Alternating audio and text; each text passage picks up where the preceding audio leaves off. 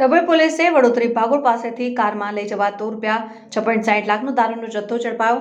ડભોઈ પોલીસે વડોદરી ભાગોળ પાસેથી કારમાં લઈ જવાતો ₹6.60 લાખનો વિદેશી શરાબનો જથ્થો ઝડપી પાડ્યો છે, જ્યારે કાર ચાલક કાર લઈને ફરાર થઈ ગયો છે।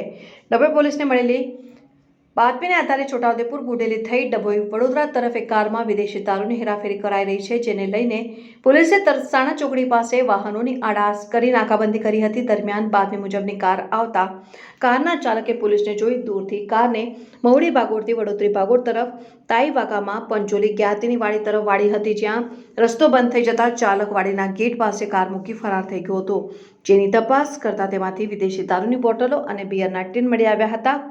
પોલીસે કુલ ₹6,60,334નો દારૂ અને બિયરનો જથ્થો અને કાર મળી કુલ ₹10,66,334નો મુદ્દામાલ જપ્ત કરી તપાસ હાથ ધરી છે।